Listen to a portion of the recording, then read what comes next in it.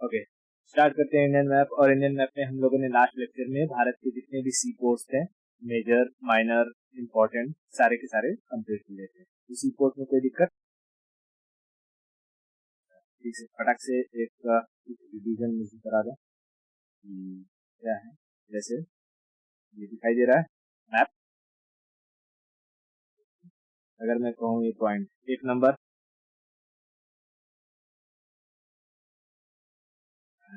2 number Mumbai, 3 number JNPT, 4 number गांव, 5 number Mangalore, 6 number Cochin, 7 8 Ennore, 9 Chennai, 10 Visakhapatnam, 11 प्रायदीप, पैराडीप, 12 12 Haldia, 13 Port Blair. Okay, ये major थे। उसके बाद माइनर में बात करें तो ये दहेज, ये मुंद्रा, ये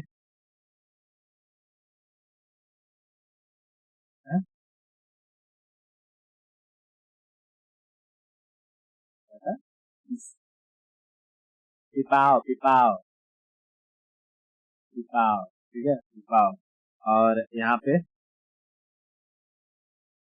कमरा, कमरा, ठीक है। तो ये जो दहेज था वो किसके अंडर में था?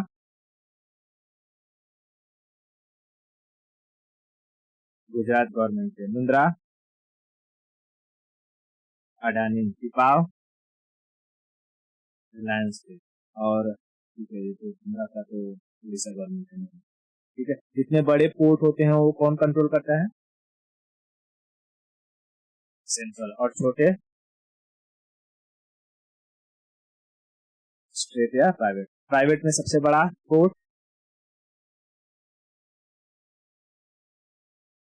इंदौर, प्राइवेट में सबसे बड़ा इंदौर। वो पहला प्राइवेट पोर्ट है, first corporate based port Indore है, लेकिन प्राइवेट में सबसे बड़ा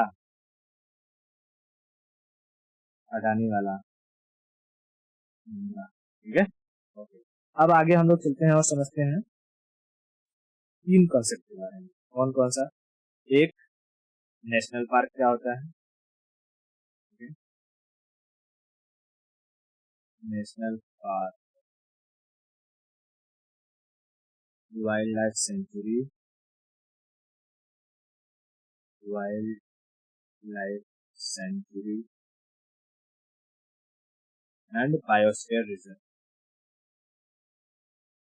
बायोस्फीयर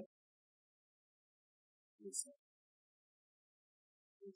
ठीक है। 3 समझना इसको ध्यान से कि ये जो नेशनल पार्क होता है, ये ना, जैसे 2-3 जिला को मिला देंगे तो एक नेशनल पार्क बन जाएगा, ठीक है।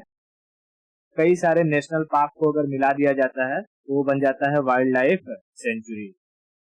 और कई सारे वाइल्ड लाइफ सेंचुरी को अगर मिला दिया जाए तो वो बन जाएगा हमारा बायोस्फीयर रिजर्व, ठीक है, बायोस्फीयर रिजर्व। बस इनमें साइज का अंतर होता है, पहला नंबर। दूसरा नंबर रिस्ट्रिक्शन के बेसिस पर, ठीक है। रिस्ट्रिक्शन यानी ह्यूमन हैबिटेट किसमें अलाउड है और किसमें नहीं है। जो नेशनल पार्क होता है, क्योंकि नेशनल पार्क का साइज छोटा होता है, इसलिए इसमें ह्यूमन हैबिटेट को अलाउड नहीं होता है। ह्यूमन हैबिटेट यानी लोग अपना घर बनाकर नहीं रह सकते, खेती नहीं कर सकते हैं, समझ आ रहा है? ह्यूमन हैबिटेट अलाउड नहीं होता है। वाइल्ड लाइफ जो सेंचुरी होती है, इसमें कुछ हद तक ह्यूमन हैबिटेट को अलाउड होता है, ठीक है, allowed some extent, some extent, ठीक है। जैसे कि अगर कोई काम करने वाला इंसान है जो वाइल्ड लाइफ सेंचुरी में काम करता है तो अपने परिवार के साथ घर बनाकर रह सकता है, खेती बाड़ी कर सकता है, लेकिन हर किसी को अलाउ नहीं रहता है वाइल्ड लाइफ सेंचुरी में। लेकिन जो बायोस्फीयर रिजर्व होता है, इसमें सबको अलाउ होता है, इंसान वहां पर रह सकते हैं,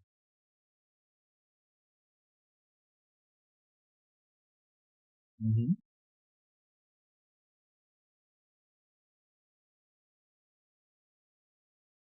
घर बनाए हुए थे मतलब क्या परमानेंटली रह रहे थे वहां पे? देखो मतलब कुछ एरिया जैसे कि वहां पर रिस्ट्रिक्टेड रहेगा कि भाई जैसे ये मान लो नेशनल पार्क है, ठीक है, तो नेशनल पार्क में कुछ एरिया होगा जहां पर जानवर बहुत फ्रिक्वेंट रहेंगे, है ना, यहाँ पर, और कुछ एरिया होगा जहां पर जानवर नहीं आते होंगे। तो अब ये जो एरिया खाली बचता है, मैं उस पर भी आ रहा हूँ, ये एरिया जो खाली बचता है ना, देखो नेशनल पार्क में जानवरों की देख रेख करना, उसके बाद उनके खाने की व्यवस्था करना, एक्चुअली में नेशनल पार्क में सारे जानवर एक साथ रखे जाते हैं, शेर, बाघ, चीता, बैल जो है, फिर गधा हो, हाथी हो, सबको एक साथ रखा जाता है ताकि एक इकोलॉजिकल जो बैलेंस बना रहे। जैसे अगर शेर को भूख लगेगा तो क्या हम लोग जाएंगे उसे खाना देने के लिए, ले भाई मुर्गी ले ले, तू मुर्गी खा ले, ऐसा नहीं। उसको खाने के लिए, उसको खाने के लिए, शिकार करने के लिए वैसे जानवर होने चाहिए जिसका वो शिकार कर सके, है ना। तो हिरन का भी होना जरूरी है, जंगली भैंस का होना जरूरी है, ठीक है, गधों का होना जरूरी है। तो नेशनल पार्क में ये सारे जानवर एक साथ रहते हैं। और क्योंकि गवर्नमेंट ने देखा कि हमें ना इस नेशनल पार्क को जो इसका मेंटेनेंस है, वो मेंटेनेंस करने में खर्चा बहुत अधिक आ रहा है, तो गवर्नमेंट ने एक स्कीम निकाल दिया, सफारी स्कीम, ठीक है, सफारी। तो यहाँ पर क्या होता है कि जो इंसान होते हैं वो बड़े से गाड़ी में, ठीक है, बड़े से गाड़ी में ऐसा पूरा जेल की तरह रहता है, उसके अंदर बंद रहते हैं और उसके अंदर बैठ करके वो पूरा अंदर ट्रेवल कर सकते हैं और लाइव जानवरों को मारता हुआ, मरता हुआ देख सकते हैं। उसे क्या कहा जाता है? सफारी, ठीक है। तो ये सफारी किस पर्पज से किया गया? ताकि उससे कुछ अर्निंग हो और उस अर्निंग से इसका जो भी मेंटेनेंस है वाइल्ड इसका नेशनल पार्क का, उसे किया जा सके, समझा। तो सफारी को कराने वाले जो लोग रह रहे होंगे उनके लिए तो रहने के लिए व्यवस्था करनी पड़ेगी ना। हाँ, तो वो लोग रहते हैं, लेकिन नेशनल पार्क के अंदर ह्यूमन हैबिटेट, बहुत सारे लोग अगर चाहें कि घर बनाकर रहें कोई दूसरे लोग, तो वो नहीं रह सकते हैं, क्योंकि नेशनल पार्क का एरिया छोटा होता है, जानवर अधिक होते हैं, अटैक होने के चांसेस ज्यादा रहते हैं, जानवरों में डिस्टरबेंस होने की समस्या होती है। इसके लिए नेशनल पार्क में रिस्ट्रिक्शन सबसे अधिक होता है, लेकिन मेंटेनेंस के लिए सफारी को चलाया जाता है, समझ में आया? ओके, तो देखो नेशनल पार्क में इंसान जो होता है वो कैद में रहता है, जैसे हम लोग गाड़ी में बैठे रहते हैं, चारों तरफ से सील रहता है, कोई जानवर अटैक ना कर सके। बाकी जो सफारी कराने वाले रहते हैं उनको पता रहता है कि कहाँ पर किस तरीके का जानवर है, कहाँ पर शेर मिलेगा, कहाँ पर बाघ मिलेगा, ठीक है, तो उन्हें आइडिया रहता है, उस हिसाब से वो गाड़ी को मूव करते हैं, ठीक है। और वहीं अगर हम बात करें जो जू होता है, चिड़ियाघर वगैरह हो गए, तो चिड़ियाघर में इंसान खुला रहता है और जानवर कैद में रहते हैं, है कि नहीं? हाँ। तो ये नेशनल पार्क और चिड़ियाघर में ये दो चीजें समझ लेना, दोनों की आजादी अलग अलग होती है। नेशनल पार्क में इंसान कैद में रहता है और चिड़ियाघर में, जूज में जानवर, ठीक है। हाँ, इतना क्लियर हुआ? तो अगर कोई कहेगा कि सबसे अधिक रिस्ट्रिक्शन हमें कहाँ देखने को मिलेगा, national park, wildlife century या बायोस्फीयर रिजर्व में? नेशनल पार्क, ठीक है। नेशनल पार्क अगर कहेगा एरिया में सबसे बड़ा कौन सा होता है? Biosphere reserve, biosphere reserve, biosphere reserve में इंसानों के साथ साथ जानवरों को रखा जाता है। तो कहता है कि जानवरों के साथ मतलब कि बिना इंसानों को हटाए हुए जानवरों को एक साथ रखा जाता है, किसमें? बायोस्फीयर रिजर्व में, बायोस्फीयर रिजर्व में। इतना क्लियर हुआ? अब देखो, जैसे कभी कभी होता है कि कुछ जानवरों को ना, मान लो कि थोड़ा सा मैप ले लेते हैं, ठीक है, ये इंडिया है, मान लो कि यहाँ कच्छ में जंगली गधे बहुत हैं, ठीक है, वाइल्ड एस जंगली गधे। और अगर इन जंगली गधों को हमें इनकी ब्रीडिंग करानी है और हम चाहते हैं कि महाराष्ट्र में जो नेशनल पार्क है वहां पर भी क्या है, जंगली गधे आ जाए, ठीक है, तो हम जंगली गधों को यहाँ से क्या लेकर आएंगे, ट्रांसपोर्ट करके यहाँ लेकर आएंगे उनकी हैबिटेट को बढ़ाने के लिए, ताकि सिर्फ जंगली गधे यहीं न रहे, दूसरे एरिया में भी, भारत में भी जंगली गधों की आबादी अच्छी तरीके से क्या हो, फ्लरिश्ड हो, ठीक है। एक तो ये काम कर सकते हैं। दूसरा काम हम क्या कर सकते हैं कि यहीं पर, यहीं जो कच्छ वाला रीजन है, वहीं पर हम कोई एक एरिया को रिजर्व कर देते हैं जहां पर उन जंगली गधों की ब्रीडिंग कराई जा सके, ठीक है। वहीं पर हम उनकी व्यवस्था करते हैं। तो ये दो सिचुएशन होता है किसी भी जानवर को प्रोटेक्ट करने को लेकर के, और इस दोनों को एक टर्मिनोलॉजी के नाम से जाना जाता है। एक को हम कहते हैं इन सीटू, ठीक है, इन सीटू, और एक दूसरा होता है उसे कहते हैं ex situ, ex situ, ex situ. अब देखो ये टर्मिनोलॉजी याद रखना, कई बार पूछता है, कहता है कि इन सीटू और एक्स सीटू का क्या मतलब होता है।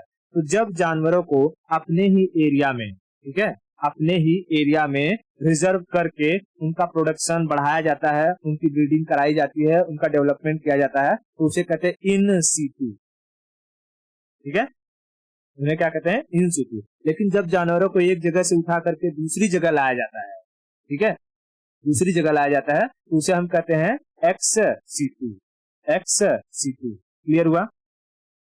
ओके। अब देखो एक्स सीटू के और कुछ एग्जांपल याद रखना कि जैसे ये सिर्फ जानवरों पर ही नहीं, पेड़ पौधों पर भी लागू होता है कि कुछ पेड़ पौधे होते हैं, उनको प्रोटेक्ट करने के लिए हमें उन्हीं के एरिया में कुछ मैनेजमेंट करना पड़ता है या कहीं दूर ले जाते हैं। तो जैसे तुमने सुना होगा कि कहीं कहीं दूसरे स्टेट में ना सीड बैंक होते हैं, सीड बैंक, सीड मतलब बीज, बैंक मतलब जहां पर इकट्ठा किया जाए, है ना।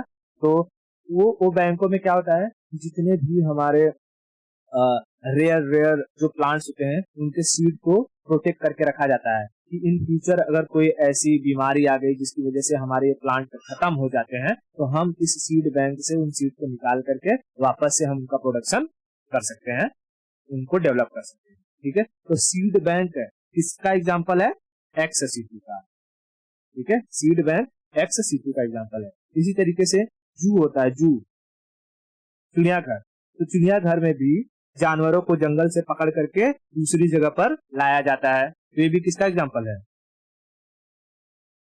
एक सीटू का। तो होता है कि कुछ कुछ जू में हमें देखने को मिलेंगे कि जैसे यहाँ पर बंगाल टाइगर है या व्हाइट टाइगर है, यहाँ पर इनकी ब्रीडिंग कराई जा रही है। कुछ गिद्ध हमें देखने को मिल जाएंगे, वल्चर वगैरह है, यहाँ पर इनकी ब्रीडिंग कराई जाती है ना। तो ये एक्स सीटू की, एक्स सीटू का एग्जाम्पल है। तो समझ में, इन सीटू और एक्स सीटू टर्मिनोलॉजी समझ में। जब अपने ही एरिया में, मतलब कि जैसे कि मध्य प्रदेश है, तो मध्य प्रदेश का ही कुछ एरिया रिजर्व कर दिया जाए, रिजर्व कर दिया जाए इसके लिए, जानवरों के लिए या पेड़ पौधों के लिए, तो उसे क्या कहेंगे, इन सीटू या एक्स सीटू, इन सीटू। लेकिन अगर मध्य प्रदेश से जानवरों को उठा करके आंध्र प्रदेश में लाया जाए और वहां पर उनकी ब्रीडिंग कराई जाए, तो इसे क्या कहेंगे, एक्स सीटू। सबसे अधिक रिस्ट्रिक्शन किसमें होता है, national park, wildlife century या बायोस्फीयर रिजर्व में, नेशनल पार्क में। सबसे छोटा साइज किसका होता है, नेशनल पार्क में। जानवरों के साथ साथ इंसान खुशी खुशी कहाँ रहते हैं, बायोस्फीयर रिजर्व में। सबसे बड़ा एरिया किसका होता है, बायोस्फीयर का, ठीक है। ये 5 टर्मिनोलॉजी समझ में आ गए, कौन कौन सा, national park, wildlife sanctuary, biosphere reserve, ex situ और इन सीटू, ठीक है। आप समझते हैं कि कुछ जानवर ऐसे होते हैं जो हमें कॉमनली देखने को मिल जाते हैं, जिनकी संख्या घटती नहीं है, ठीक है। जैसे कि अगर हम मुर्गी की बात करें, तो क्या मुर्गी की संख्या घट रही है, नहीं। हर रोज इंसान उसे काट करके खा रहा है, लेकिन मुर्गी की संख्या घट नहीं रही है। क्या गाय की संख्या घट रही है, नहीं। भैंस, नहीं। गधा, घोड़ा, बैल, नहीं। ये सब जानवर कैसे आएंगे, नॉर्मल कैटेगरी में, ठीक है, नॉर्मल एनिमल्स, ठीक है, नॉर्मल एनिमल्स। लेकिन कुछ जानवर, जीव जंतु या प्लांट ऐसे होते हैं जिन पर ऐसा लग रहा है कि धीरे धीरे धीरे धीरे उनकी जो संख्या है, नंबर है, वो धीरे धीरे खत्म हो रही है, ठीक है। तो उन पर हमें लग रहा है कि अगर कुछ टाइम तक अगर ये ऐसा चलता रहा है तो धीरे धीरे धीरे धीरे वो पूरी तरीके से खत्म हो जाएंगे, ठीक है। यानी जिस पर खतरा आने वाला है, अभी नंबर धीरे धीरे कम हो रहा है लेकिन इतना भी कम नहीं हुआ है, ठीक है। तो जिस पर खतरा आने वाला है उसे हम कहते हैं संकट, आने वाला है, संकटापन्न। हिंदी में अभी इंग्लिश में समझाता हूँ, संकटापन्न जीव, संकटापन्न, संकटापन्न जीव को हिंदी में कहते हैं वल्नरेबल। अब इंग्लिश में, वल्नरेबल, ठीक है, वल्नरेबल। वल्नरेबल कैटेगरी में जिन जीव जंतुओं को रखा जाता है, क्या उस पर पूरी तरीके से खतरा मंडरा चुका है, खतरा अभी आने वाला है, खतरा आने वाला है, ठीक है, खतरा यानी डेंजर आने वाला है, ठीक है, आने वाला है, डेंजर इज कमिंग, ठीक है, वल्नरेबल। नॉर्मली क्या कहेंगे, वल्नरेबल कैटेगरी में, ठीक है। जैसे अगर मैं इसका एग्जांपल करूं तो हमें पहले टाइम पीरियड में स्पैरो, गौरैया जो चिड़िया थी, तोता, पैरट, ये सब क्या दिखाई दे रहे थे, एकदम अच्छे से दिखते थे। लेकिन अब के हालात ऐसे हो गए हैं कि अगर इनको ध्यान नहीं दिया गया तो गौरैया चिड़िया धीरे धीरे धीरे धीरे ये समाप्त होने की कैटेगरी में आ जाएगी, है ना। तो इन पर खतरा आने वाला है, इन्हें हमें अब धीरे धीरे क्या करना होगा, वल्नरेबल कैटेगरी में डाल करके इसे प्रोटेक्ट करने की जरूरत रहेगी, ठीक है। स्पैरो, क्लियर है। दूसरे जानवर ऐसे होते हैं जिन पर खतरा आ चुका है, अब अगर कुछ नहीं किया गया तो ये विलुप्त हो जाएंगे, खत्म हो जाएंगे, देखने को मिलेंगे ही नहीं, ठीक है। तो ऐसी कैटेगरी में जिन जानवर को रखा जाता है उन्हें हम कहते हैं संकटाग्रस्त, संकटाग्रस्त, खतरा आ चुका है, इंग्लिश में कहेंगे एंडेंजर्ड, एंडेंजर्ड, समझ में, एंडेंजर्ड, एंडेंजर्ड, समझ में। इस पे क्या खतरा आने वाला है कि खतरा आ चुका है, खतरा आ चुका है, तेरे ऊपर भी खतरा आ चुका है, ठीक है। तो खतरा आ चुका है तो उसको किस कैटेगरी में रखते हैं उन जानवरों को, इंडेंजर्ड। और इंडेंजर्ड कैटेगरी में अगर कोई जानवर आ गया तो उसको प्रोटेक्ट करना बहुत ही जरूरी है, जैसे टाइगर, टाइगर, तो टाइगर को प्रोटेक्ट करने के लिए वाइल्ड लाइफ एक्ट लाया गया, है ना, वाइल्ड लाइफ एनिमल एक्ट 1972 बनाया गया। टाइगर को हमारा नेशनल राष्ट्रीय पशु घोषित किया गया ताकि इसकी हंटिंग कम हो जाए और धीरे धीरे इसका प्रोटेक्शन, इनका जो प्रोटेक्शन हो वो होता रहे और इनकी जो संख्या है, नंबर, वो बढ़ने लगे। तो पूरी दुनिया में अगर हम कहें तो पूरी दुनिया में 70% जो टाइगर से हो भारत में पाए जाते हैं अभी, ठीक है। तो टाइगर, उसी तरीके से हम बात करते हैं लेपर्ड। लेपर्ड को अभी तुमने कई कुछ दिन पहले न्यूज सुना होगा कि लेपर्ड को घाना से लाया गया है, ट्रांसपोर्ट किया गया है भारत के लिए, एक बैच लेपर्ड का, है ना। पता है लेपर्ड और चीता में फर्क होता है, लेपर्ड और चीता देखा है कभी, देखो,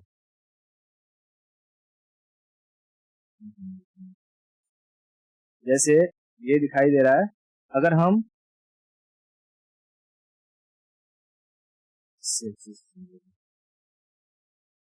बहुत ज्यादा फर्क नहीं समझ में आएगा, लेकिन तीन चीजें जो भी है,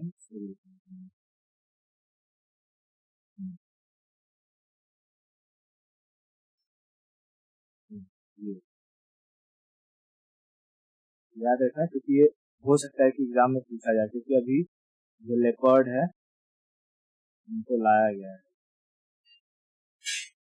देखो ये तीनों को अगर हम देखें तो ये लगभग लगभग सेम दिखते हैं, लेकिन इनमें कुछ कुछ डिफरेंसेस होते हैं। जैसे अगर हम जैगुआर की बात करें तो जैगुआर का मुंह ना ऐसा छोटू सा होता है, ठीक है, छोटू सा, और इस पे जो ये दाग धब्बे होते हैं ना, ये छोटे छोटे छोटे छोटे होते हैं, छोटे छोटे, ठीक है, ये छोटे छोटे होते हैं।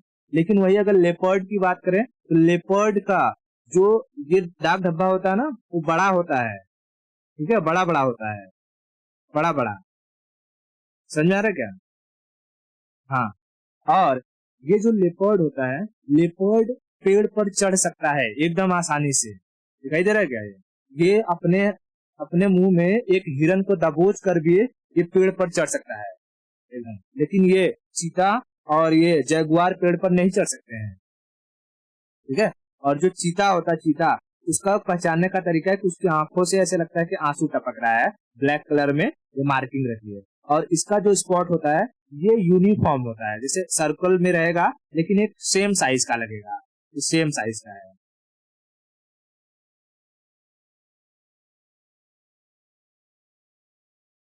तीनों को हिंदी में, जैगुआर को जैगुआर कहते हैं, लेपर्ड को लेपर्ड ही कहते हैं, चीता को चीता ही कहते हैं।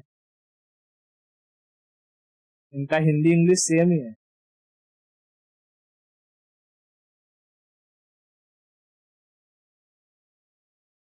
हाँ, आइडेंटिफाई करना पड़ेगा। ये जो अगर लेपर्ड है, लेपर्ड है तो ये तुमको, तुम चाहे पेड़ पर चढ़ जाओ या कहीं, तुमको दबोच के खा जाएगा।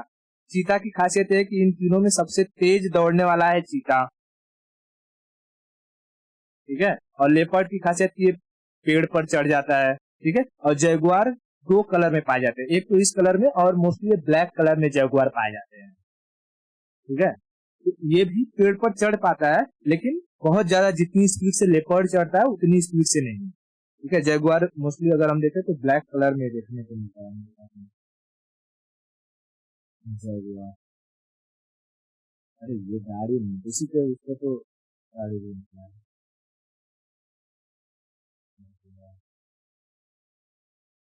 ठीक है, इसमें ये, ठीक है, मोस्टली ये ऐसे ब्लैक कलर में दिखाई देता है। और इनका चेहरा अगर हम देखें तो ये थोड़ा बहुत टाइगर के तरह से मिलते जुलते रहता है, ठीक है। हाँ, ये चेहरे में इनके, इससे हम फर्क पहचान सकते हैं थोड़ा। पानी में ज्यादा, पानी में जाकर के आराम से ये हंटिंग कर सकता है जगुआर, हमने देखा है। तो ये थोड़ा बहुत एक पेड़ पर चढ़ सकता है, लेकिन जो ये लेपर्ड रहता है वो बहुत तेजी से पेड़ पे चढ़ता है। उसको पेड़ में, मतलब कि बोलो ना, भारी भरकम चीज को लेकर के भी वो पेड़ पर आराम से चढ़ सकता है, ठीक है। ये तीन जो है डिफरेंसेस थोड़ा सा याद रखना है इसके बारे में, ठीक है। तो वैसे ही अगर हम बात करें, ये जो टाइगर हो गया, लेपर्ड हो गया, इनको किस कैटेगरी में रखा गया है? इंडेंजर्ड कैटेगरी में। इन पर खतरा आ चुका था, अगर इनको नहीं बचाया जाता तो ये पूरी तरीके से खत्म हो जाते हैं, ठीक है। तीसरी कैटेगरी होती है जिसपे खतरा आने की वजह से वो जानवर या वो प्लांट है वो पूरी तरीके से एक्सटिंक्ट हो चुके हैं, मतलब खत्म हो गए हैं, उसे कहते हैं विलुप्त, विलुप्त हो गए हैं। और इंग्लिश में कहेंगे एक्सटिंक्ट, एक्सटिंक्ट, ठीक है। क्या कहते हैं? एक्सटिंक्ट, ठीक है, एक्सटिंक्ट, EINCT, एक्सटिंक्ट, ठीक है, एक्सटिंक्ट। एक्सटिंक्ट का अगर हम एग्जांपल दे तो डायनो, है ना, डायनासोरस एक्सटिंक्ट हो गया है। डोडो पक्षी, डोडो मैंने दिखाया था, वो बड़ा सा रहता है ना, तो डोडो पक्षी ये भी विलुप्त हो गया है, समझ में आया? तो आयुसीएन जो होती है, आयुसीएन, ये एक अपना डेटा निकालती है, डेटा। और उस डेटा में जानवरों को इसी तीन अलग अलग कैटेगरी में, मेजरली ये तीन कैटेगरी होते हैं, और भी होती है, जैसे कि क्रिटिकली एंडेंजर्ड होता है, ठीक है। एक्सटिंक्ट से पहले आता है क्रिटिकली एंडेंजर्ड, तो हमें उतना भी नहीं याद रखना, लेकिन नॉर्मली तीन चीजें याद रखना है: वल्नरेबल, इंडेंजर्ड और एक्सटिंक्ट, समझा? हाँ, तो देखो, जो भी इंडेंजर्ड कैटेगरी के जानवर होते हैं उन्हें उन्हें बचाने के लिए कहाँ रखा जाता है? तो नेशनल पार्क और वाइल्ड लाइफ सेंचुरी में, ठीक है, नेशनल पार्क या वाइल्ड लाइफ सेंचुरी, समझा? तो कहेगा कि नेशनल पार्क और वाइल्ड लाइफ सेंचुरी में किस कैटेगरी के जानवर को रखा जाता है? इंडेंजर्ड कैटेगरी के। इंडेंजर्ड कैटेगरी वाले जो जानवर होते हैं, क्या इन पर खतरा आ रहा होता है या आ चुका होता है? आ चुका होता है, ठीक है। वल्नरेबल, वल्नरेबल, वल्नरेबल में क्या होगा? खतरा आने वाला है। एग्जाम्पल जैसे स्पैरो, पैरट, समझा? ये कंसेप्ट सब समझ में आ गया? अब चलते हैं भारत में, समझते हैं कि कहाँ कहाँ पर कौन कौन से इंपॉर्टेंट नेशनल पार्क, ठीक है। तो हमें चाहिए मैप, मैप ले लेते हैं थोड़ा। मैप दिखाई दे रहा है? भारत के बीचों बीच से एक रेखा गुजरती है, उसे क्या कहते हैं, लाइन गुजरती है, उसे क्या कहते हैं, ट्रॉपिक ऑफ कैंसर।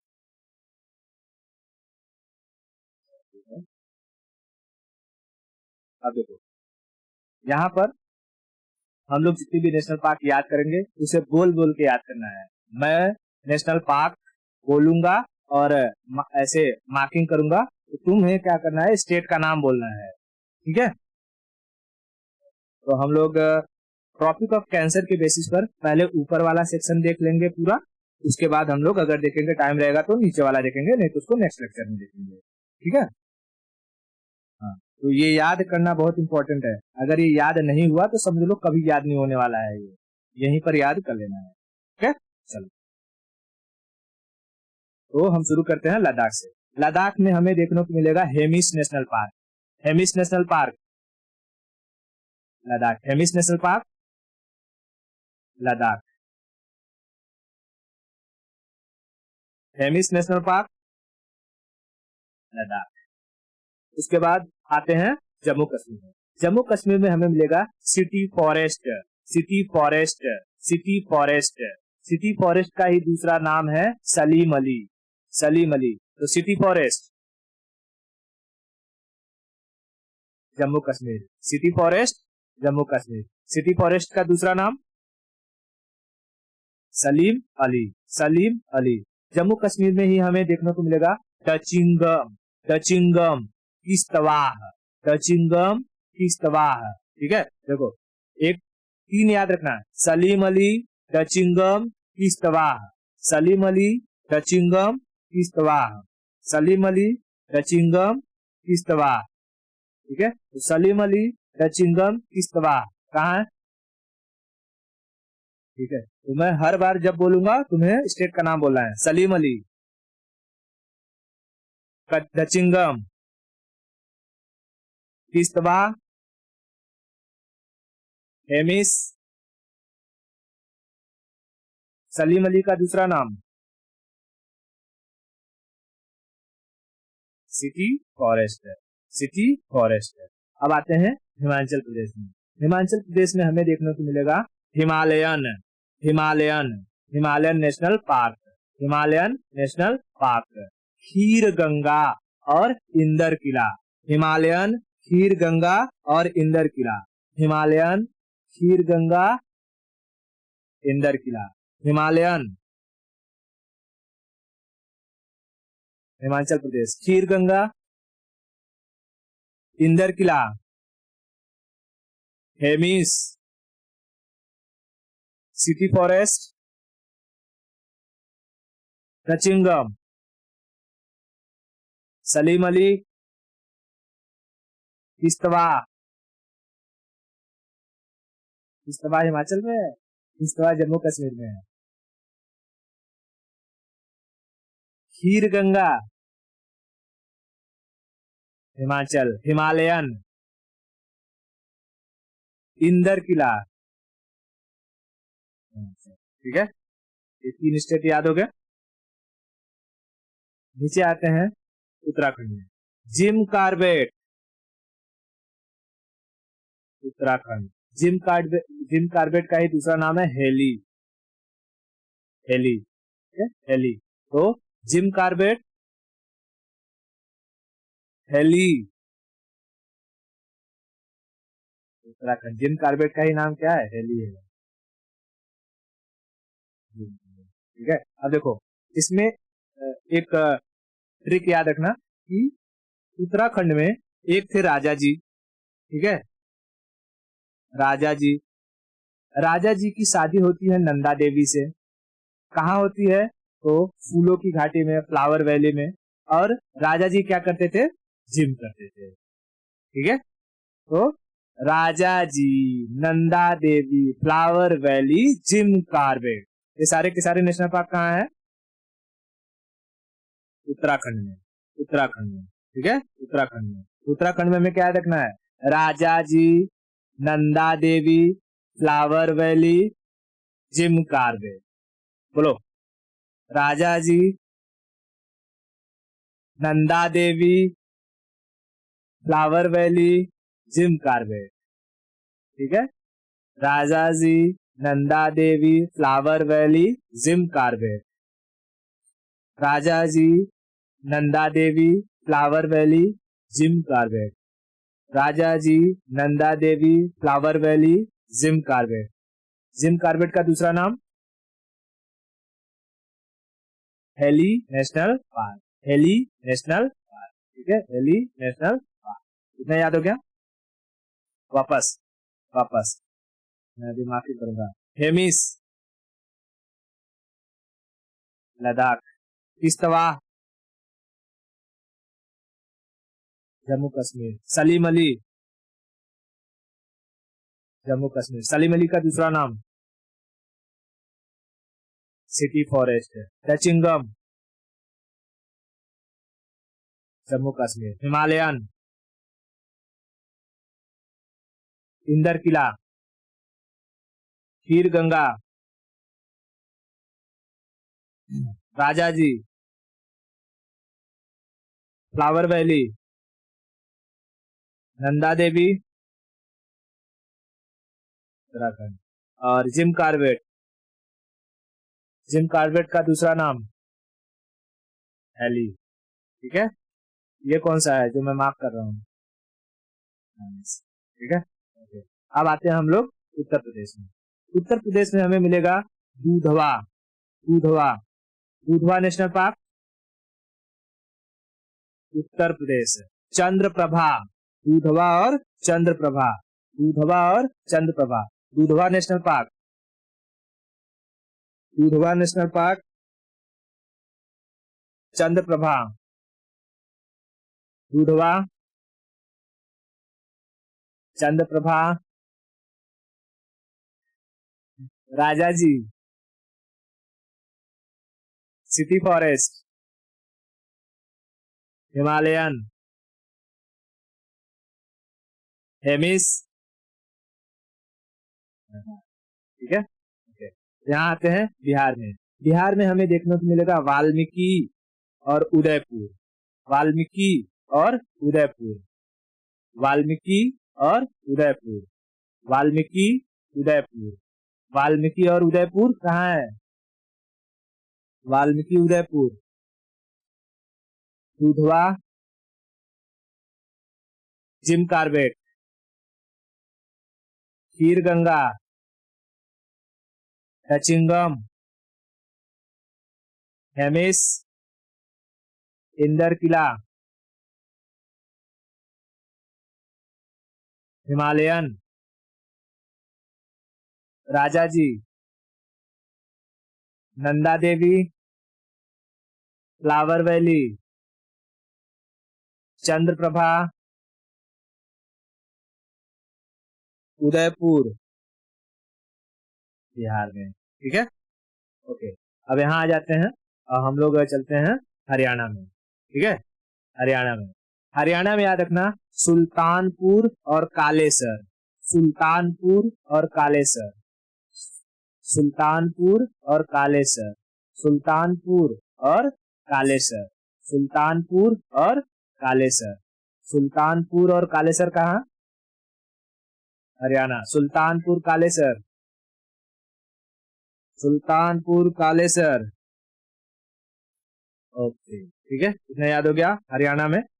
हरियाणा से नीचे उतरेंगे तो हमें देखने को मिलेगा राजस्थान, ठीक है। राजस्थान में, राजस्थान में याद रखना बहुत सारे।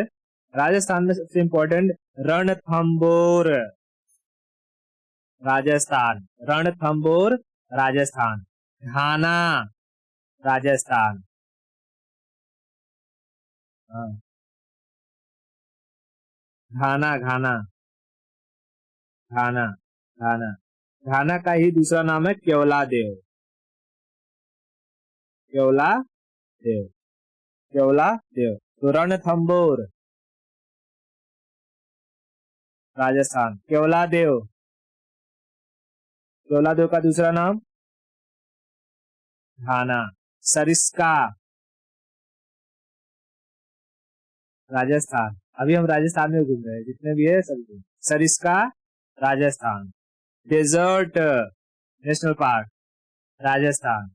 Desert national park, Rajasthan. Nahargarh Rajasthan, ठीक है, नाहरगढ़ राजस्थान। रणथंबोर, केवलादेव,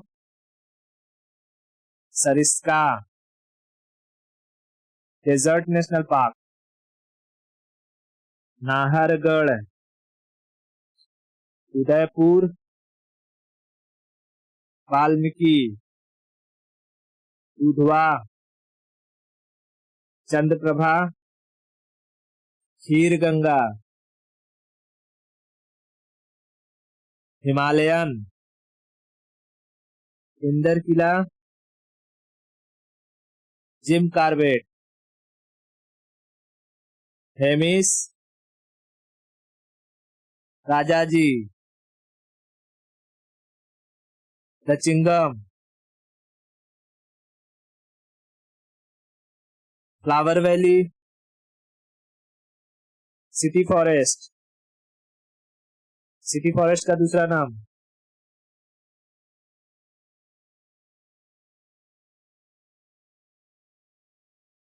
सलीम अली, सलीम अली, सलीम अली, सलीम अली, ठीक है, सलीम अली।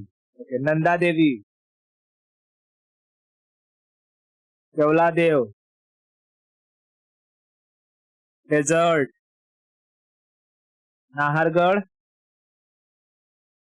कालेसर, सुल्तानपुर, किश्तवा,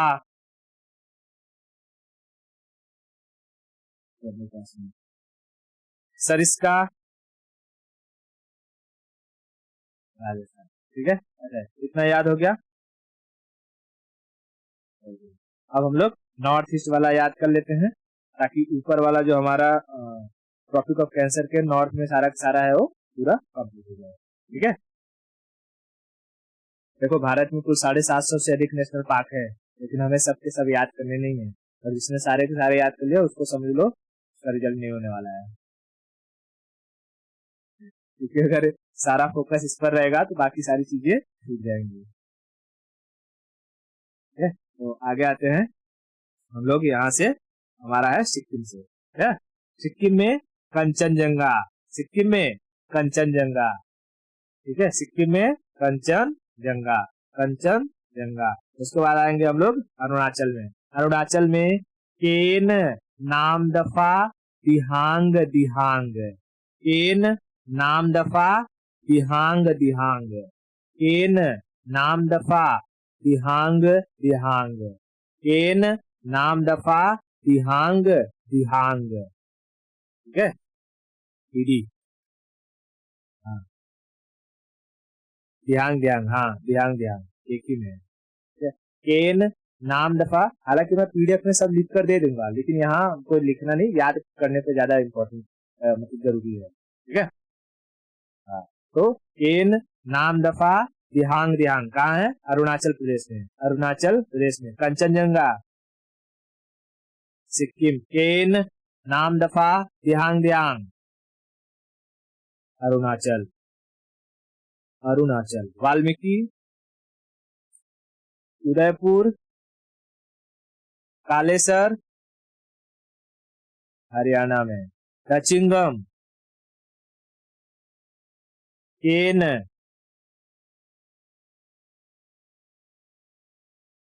अरुणाचल, नामदफा, नामदफा अरुणाचल, दिहांग, दिहांग कंचनजंगा सिक्किम। अब यहाँ पर देख लेते हैं हमारा आसाम में, आसाम में काजीरंगा मानस, काजीरंगा मानस, डिब्रू सीकवा और दिहांग पटकाई, काजीरंगा मानस, डिब्रू सीकवा और दिहांग पटकाई, ठीक है। काजीरंगा आसाम, मानस डिब्रू सीकवा दिहांग पटकोई आसाम में, केन नंदा देवी, नामदफा अरुणाचल, दिहांग, दिहांग दिहांग पटकोई असम, डिब्रू सिकवा, काजीरंगा असम में, मानस असम में। ठीक है, ओके। अब यहाँ आते हैं नागालैंड में। नागालैंड में याद रखना आतंकी और फकीम, आतंकी नहीं, इन तंकी, मतलब आतंकी से याद रखना इन, इन तंकी, इन तंकी और फकीम। ठीक है, इन तंकी और फकीम, इन तंकी और फकीम कहाँ है?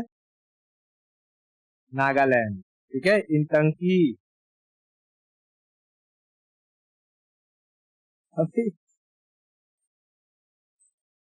इन तंकी नागालैंड में, फकीम नागालैंड में। ठीक है, नागालैंड से नीचे आएंगे तो हमें मिलेगा मणिपुर, कैबुल लामजाओ, मणिपुर, कैबुल लामजाओ मणिपुर, सिरोही मणिपुर, सिरोही, सिरोही मणिपुर, कैबुल लामजाओ मणिपुर, सिरोही, इंतंकी, फकीर, नामदफा, काजीरंगा, कंचनजुंगा, सिरोही, मणिपुर। ठीक है, नीचे आएंगे तो हमको दिखने को मिलेगा ये कौन सा स्टेट है? मिजोरम। मिजोरम में एक याद रखना मुरलेन, मुरलेन, मिजोरम में मुरलेन, मुरलेन, मिजोरम में मुरलेन, मुरलेन कहाँ है? मिजोरम, मुरलेन, मुरलेन मिजोरम। ठीक है, मुरलेन मिजोरम। उसके बाद ये कौन सा स्टेट है?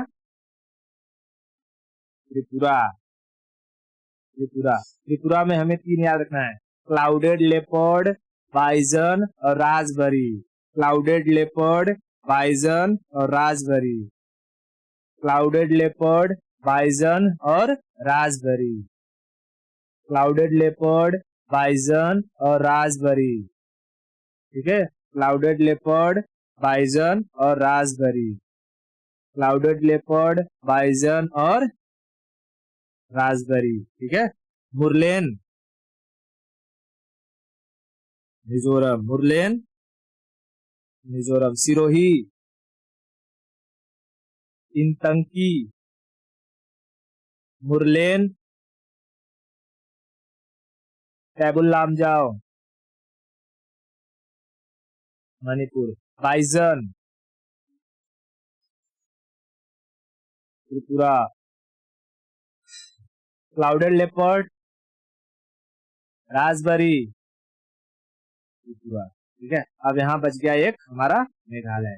तो मेघालय में नोक्रेक और बाल फक्रम, नोक्रेक और बाल फक्रम, नोक्रेक और बाल फक्रम कहाँ है? मेघालय में बाल फक्रम, फकीर, नोक्रेक, इंतंकी,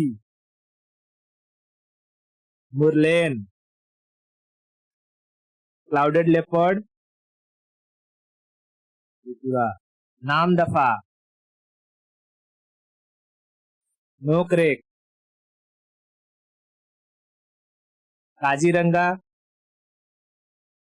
असम। ठीक है, इतने सारे के सारे नेशनल पार्क याद हो गए। ठीक है, तो आज के लिए इतना रखते हैं, बाकी जो बचा हुआ है इसके नीचे वाला सारा हम लोग नेक्स्ट सेक्शन में देखेंगे। ठीक है।